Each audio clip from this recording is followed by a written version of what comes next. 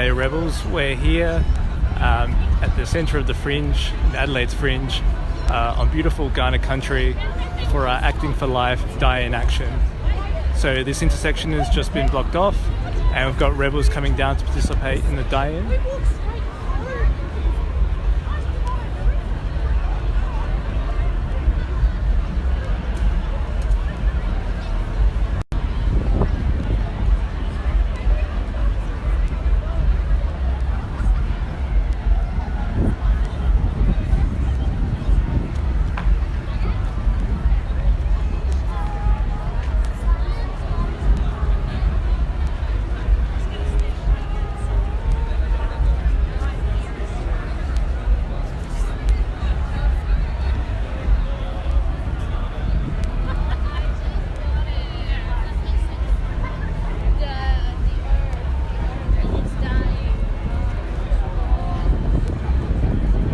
So at the moment it's busy Friday night, Rundle Street is closed off, a whole bunch of people are out having lunch, enjoying the Fringe.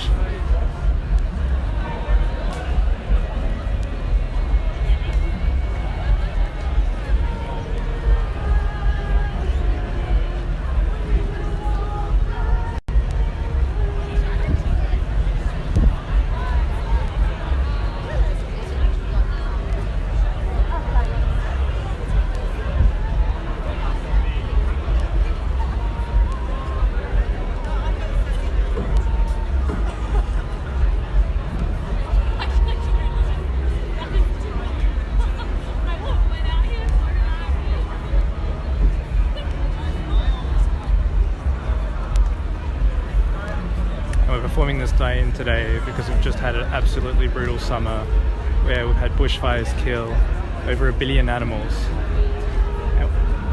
And between 2030 and 2050, estimates are that approximately 250,000 deaths will be occurring globally. Right, this is 10,000 times the number of people that were involved in the tragedy over the summer. So we're here to bear witness to this, and so we've held a funeral procession. And now we're about to hold a die-in at the centre of the Adelaide Fringe.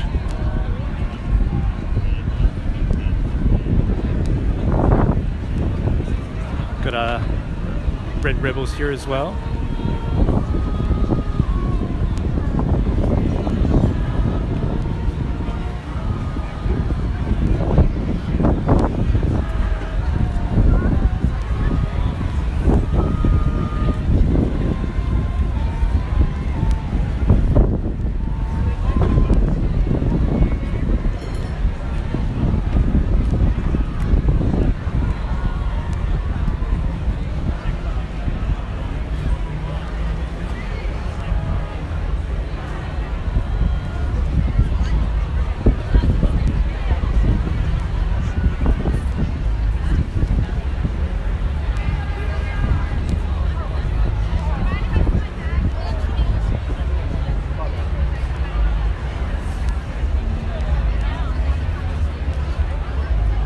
So now people are getting on the floor to participate in the die-in part of this action.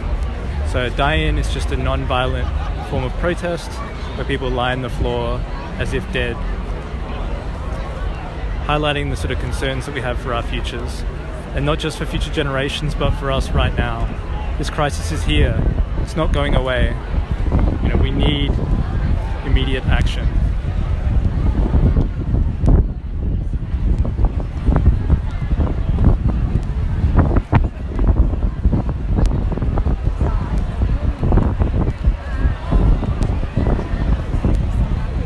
As you can see, we're in front of the Garden of Unearthly Delights right now, where people are coming, you know, to go to shows, they're coming from dinner, but the reality is, right now, we're going through a climate crisis, and it's worth it. Oh, I might be quiet for a sec. Extinction, to say that hope will only come from action, and that action is required now. We are choosing non-violent direct action and civil disobedience as ways of bringing pressure on governments to take the action the science tells us we need. We follow in the footsteps of Indigenous activists who have fought for land rights, the right to equal pay, and for sovereignty of voice and self-determination, and those who continue that work today.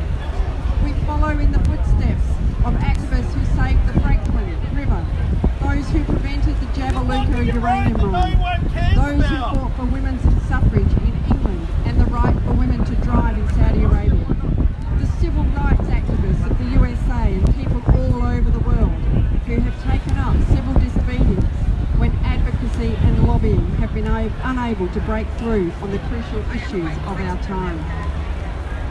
Climate and ecological crisis is the issue of our time. We work alongside others in the climate movement who are lobbying, holding community conversations, building community resilience, and working on specific campaigns such as the Great Australian Bike, which we had a win for this week, and the Stop Adani campaign. All of these contributions are crucial. However, non-violent civil disobedience is also needed in this time when government policy in our country ignores the consensus of the world's scientists about where we are headed without emergency level action on the climate crisis. It makes you wonder how such ignorance can continue when we in Australia have just lost over 1 billion animals from this bushfire season alone. This does not include the millions of animal deaths from drought and floods over the past few months, or the billions of bugs and microorganisms that have also been lost. We mourn these deaths. Such extreme climate events are indicators that all is not well, that we need governments to take action, and we need them to take action now.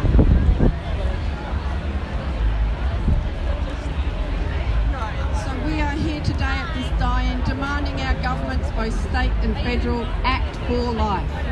Right now our planet is home to 7.6 billion people. British scientist James Lovelock has predicted a future population of just 1 billion people. Mass deaths are predicted to result from disease, air pollution, malnutrition, starvation, heat waves and suicide. And the World Health Organization has recently said that climate change will cause 5 million human deaths in the next 30 years alone. This is happening in our lifetime, and definitely in the lifetime of our children and grandchildren. We want the level of action that could prevent the loss of so many humans and other species. We want to prevent what Flannery calls the grim winnowing that will occur as the world's most poor, most vulnerable die, and the suffering it will represent borne most intensely by the world's poorest and most marginalised. We demand to be heard, to apply informed solutions to these ecological crises, and to create a national assembly by which to initiate the solutions needed to change our present catastrophic past. We refuse to leave a dying planet to future generations by failing to act now. We act in peace, with ferocious love for these lands in our hearts. We act on behalf of life.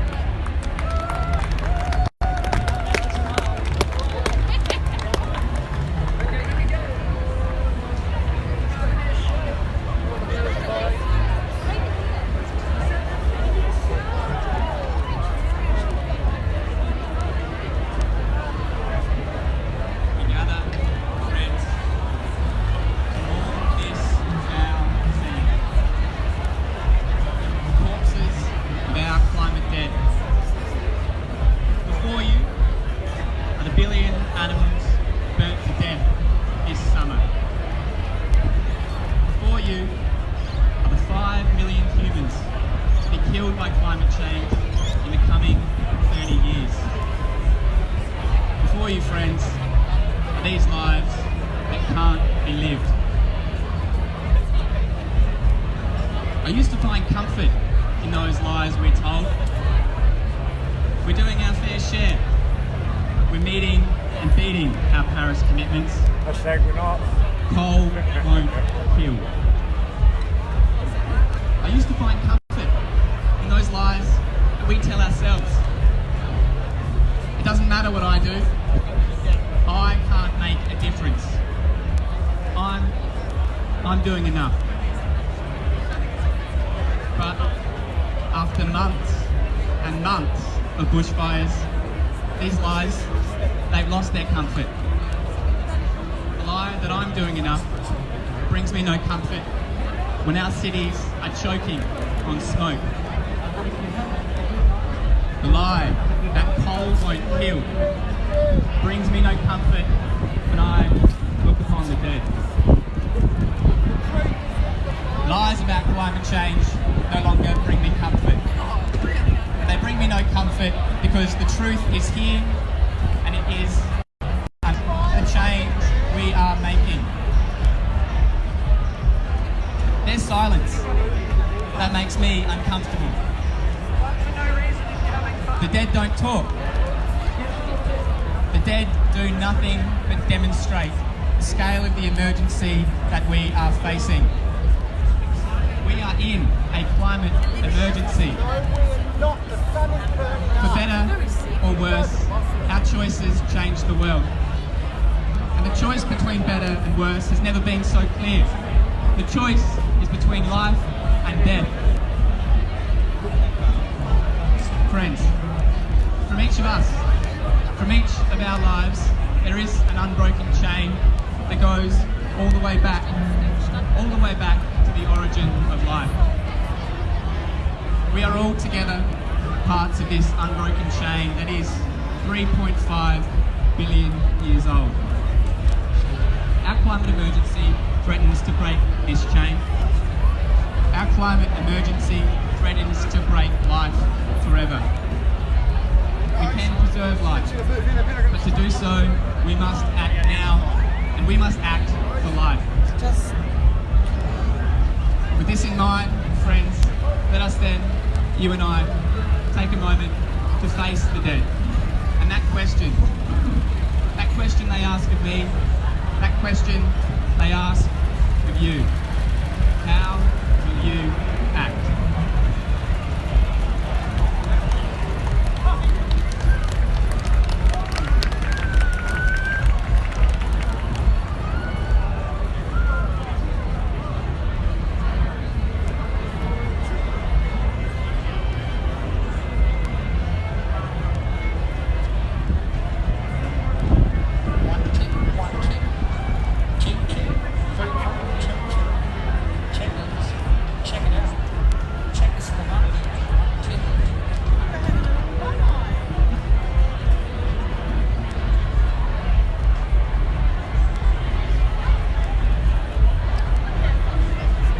The love, Janet.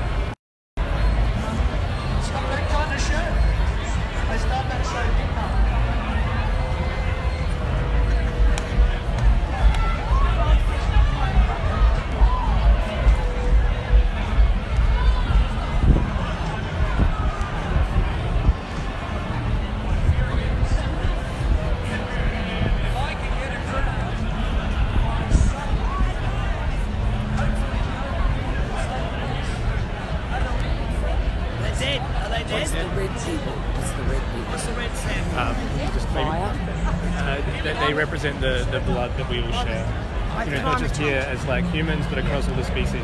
I'm also live on Facebook at the moment. It's alright. This thing's happening, no worries.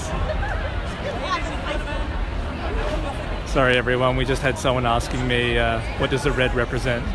And of course, you know, I explained that the red, or the Red Rebels, represents the blood that we all share across all the species, across all life.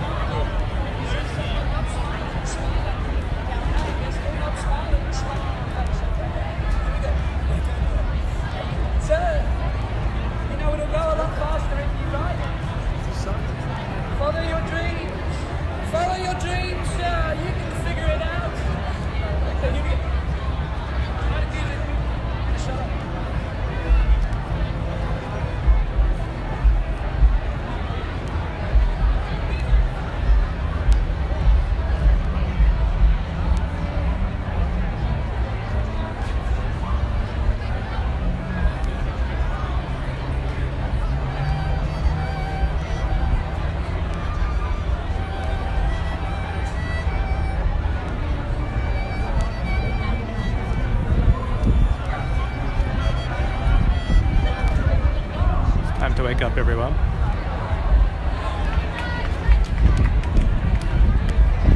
Wake up, rebel for life.